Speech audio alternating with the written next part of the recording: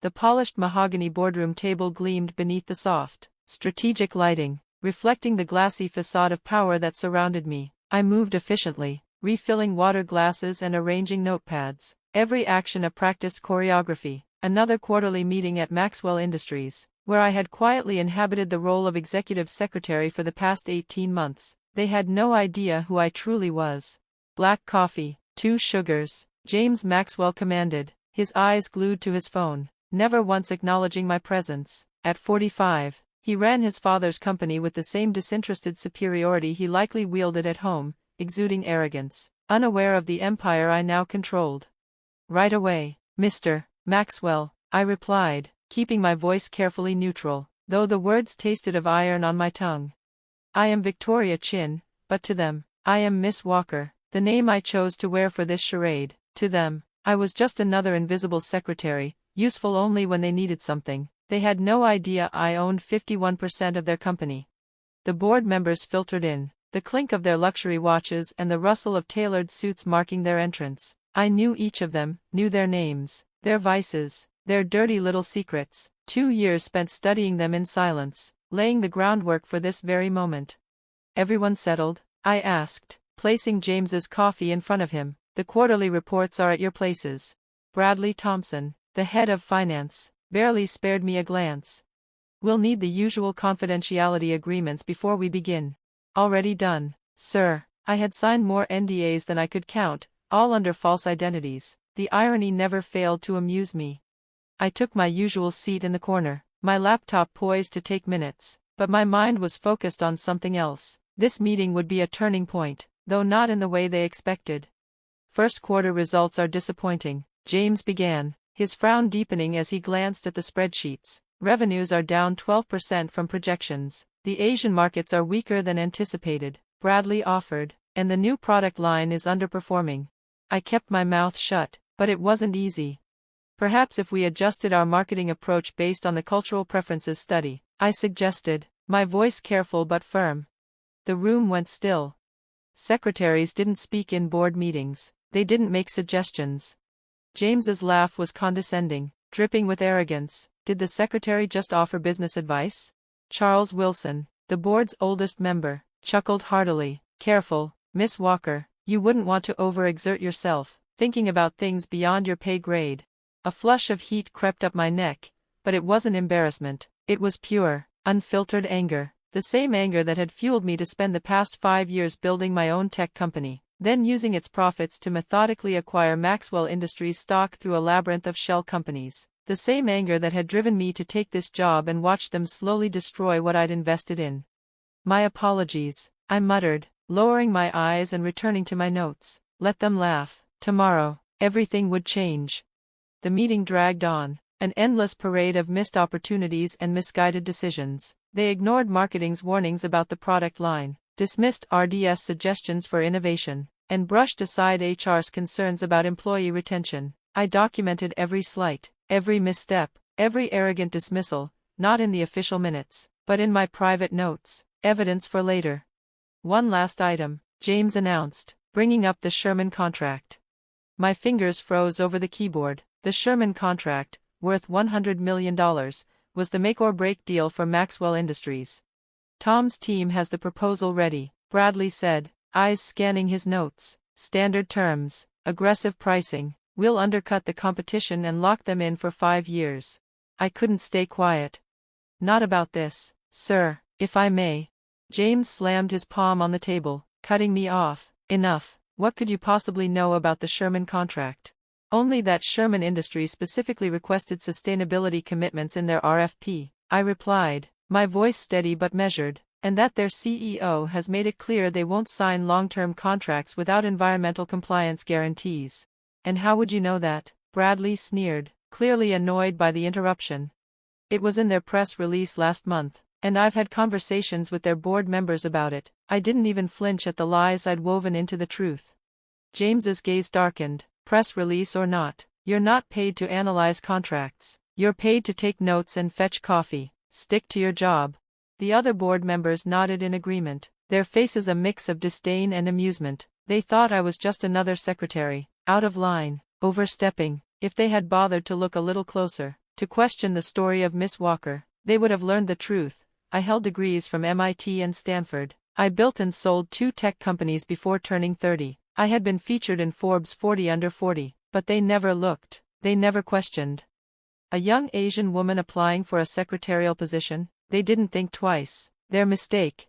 Of course, sir, I replied, a polite mask slipping over my true thoughts. My apologies for overstepping. The meeting wrapped up in a haze of smug satisfaction, filled with self-congratulatory remarks about their brilliant strategy. As the board members filed out, James paused by my desk, his tone dripping with condescension. Miss Walker, he said, his words like a cool breeze that barely touched the surface. I know you're trying to be helpful, but remember your place. We can easily find another secretary who understands professional boundaries. I held back a smile, thinking of the registered letter en route to the company's legal department as we spoke. Yes, Mr. Maxwell, I understand completely. Once the room emptied, I sat alone at the table, staring at the empty chairs where tomorrow's drama would unfold. The letter would reach James's desk first thing in the morning, an official notice that Victoria Chen, majority shareholder of Maxwell Industries, was calling an emergency board meeting. They'd spent all night scrambling to uncover who Victoria Chen was, how she acquired controlling interest in their company, and what she wanted from them. They'd find very little. I'd been meticulous about keeping my identity hidden. Tomorrow, they would meet the real owner of Maxwell Industries. I gathered my things, straightened the chairs, and turned off the lights. One more day of playing secretary, one more day of being underestimated and ignored. My phone buzzed. A text from my lawyer, documents delivered, everything's in place for tomorrow. Perfect. I took a final look around the boardroom where I had spent 18 months enduring their mockery, their assumptions. Tomorrow, everything would change. Tomorrow, they would learn that the secretary they had dismissed was the woman who owned 51% of their company. Tomorrow, they would see just how wrong they had been about me.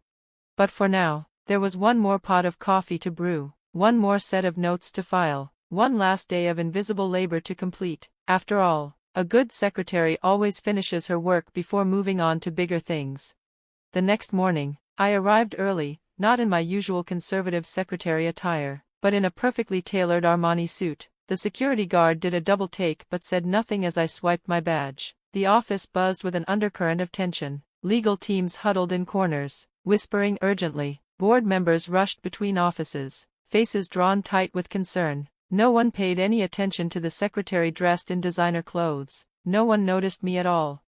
Right on cue, James stormed out of his office, waving a document in the air. Find out everything you can about Victoria Chen, he barked at his assistant. I want to know who she is, where she came from, and how the hell she managed to get control of my company. I smiled, methodically organizing the papers for the emergency board meeting. They had spent the night searching. They found only what I wanted them to find. A successful tech entrepreneur who quietly amassed Maxwell Industries stock over the past 3 years. What they hadn't found was the connection between Victoria Chen and their humble secretary, Miss Walker. At 9 a.m. sharp, the board members filed into the conference room. Their usual swagger was gone, replaced by barely contained panic. Coffee, Mr. Maxwell? I asked sweetly. He waved me off, absorbed in his phone. Not now, we're waiting for someone important. Yes, I said, glancing at my watch. You are. The room went silent as I walked not to my usual corner, but straight to the head of the table. I placed my laptop down and opened it, revealing the presentation I had prepared. What are you doing? Bradley demanded, his voice sharp. This is a private meeting. I smiled, removing the plain glasses I'd worn as part of my disguise. I know, I said, letting the weight of those 2 words hang in the air. James stood abruptly, his face turning crimson. Miss Walker, you need to leave, now. This meeting is for. My name, I interrupted, is Victoria Chen, and I own 51% of Maxwell Industries. The silence that followed was deafening. You could almost hear the sound of their minds breaking as they tried to process the revelation. That's impossible, Charles sputtered, his usual calm shattered. Victoria Chen is standing right in front of you, I finished, savoring the moment. For the past 18 months, I continued, I've watched you mismanage my investment. Every mistake, every missed opportunity, every instance of negligence has been documented. I clicked to the first slide of my presentation. Their faces drained of color as they saw their own words, stripped of their gloss, reflected back at them, alongside sobering graphs that detailed the company's decline. The Sherman contract, I added, is a lost cause. I met with their CEO last week. They're going with our competitor, the one that actually understood their sustainability requirements. James finally found his voice. This is a trick, he snarled. You're just a secretary. No, James, I said, my voice cold. I'm the majority shareholder who's been watching you burn this company to the ground with your arrogance. I turned to my laptop and pressed enter. The screens around the room flickered to life, each one displaying live video feeds from Maxwell offices around the world. In each frame, security teams were escorting executives out of their offices. What is this? Bradley's voice trembled. A corporate restructuring, I answered calmly. As of 9 a.m. The entire senior management team is being replaced. Their termination papers are being delivered right now. Your copies are in front of you. They looked down at the manila envelopes on their desks, still not quite grasping the magnitude of what was happening. The same envelopes they'd assumed were just for the usual morning correspondence. You can't do this, James whispered, his voice shaking but lacking the conviction he'd had earlier. I can, and I am, I said, my tone easy, almost conversational. Check with legal if you'd like. Everything is perfectly legitimate. I made sure the paperwork was in order. After all, a good secretary always doted on the details, didn't she? Charles Wilson, his hands unsteady, opened his envelope, eyes scanning the contents. The severance terms are generous, I finished, watching as their faces paled. More generous than you deserve, considering your performance. Sign now, and you can leave with dignity. Make a scene, and I'll release the documentation of your indiscretions to the press. One by one, they signed. One by one, they stood, legs shaky, and left the room, no longer in control, no longer untouchable. James was the last to sign. He paused by the door, turning to me. How? He asked, his voice barely audible. How did you hide in plain sight for so long? You made it easy, I replied, my eyes cool. You were so certain of your superiority, you never thought to look, never wondered why a secretary took such detailed notes on market trends, never questioned why she understood complex contracts and financial statements. Because you were just the help, he whispered, finally understanding. Exactly, I said, your prejudice was my perfect disguise. I stood up, straightening a stack of papers out of habit.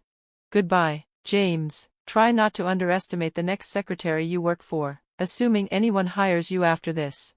As the boardroom emptied, my phone buzzed with messages. The restructuring was moving along smoothly. Stock prices were already rising as news of the management shakeup spread. My new executive team, handpicked over the past year, would arrive tomorrow. But today, I had one more thing to do. I walked to the office kitchen, where I had made countless cups of coffee, each one an unspoken reminder of the role I'd been playing. Sandra, one of the janitors, was there, emptying trash bins.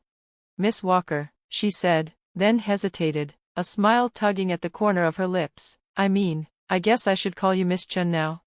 Victoria is fine, I said, pulling an envelope from my bag. I have something for you. Inside was a promotion letter, head of facilities management, reporting directly to me. But I'm just a janitor, she stammered, her voice shaking with disbelief. No, I corrected her gently, you're someone who knows this building and its people better than anyone, someone who works tirelessly without recognition, someone who deserves a chance to prove herself. Tears welled in her eyes as she read the letter. Thank you so much. Just promise me one thing, I said, heading for the door. When you're hiring your own team, don't ever use the word just. There's no such thing as just a janitor or just a secretary. Today proved that. I spent the rest of the day in my new office, James's old one, beginning the delicate work of rebuilding Maxwell Industries. The view was different from up here, but I couldn't help but miss my old desk's vantage point. From the bottom, you see things that those at the top often overlook. As the day came to a close, I passed my old desk on the way out. A young woman, one of the temporary staff hired to assist with the transition, was sitting there. Excuse me, she said hesitantly, I'm not sure how to work this coffee maker. I smiled, remembering my first day here. Let me show you, I said, I've had some practice. Because sometimes, the most powerful person in the room isn't the one at the head of the table. Sometimes, it's the quiet one in the corner, taking notes, watching, waiting for the perfect moment to reveal that she's been in charge all along. The next morning, the Wall Street Journal headline read, Maxwell Industries shocker, secretary revealed as majority owner's entire board dismissed. But the real shock wasn't just that I bought the company. The true surprise was that I had been showing them exactly who I was all along, and they had been too blinded by their own arrogance to see it. Their prejudice had been my weapon, their arrogance, my perfect cover. And now, if the company was mine, they would learn exactly what it meant to be underestimated.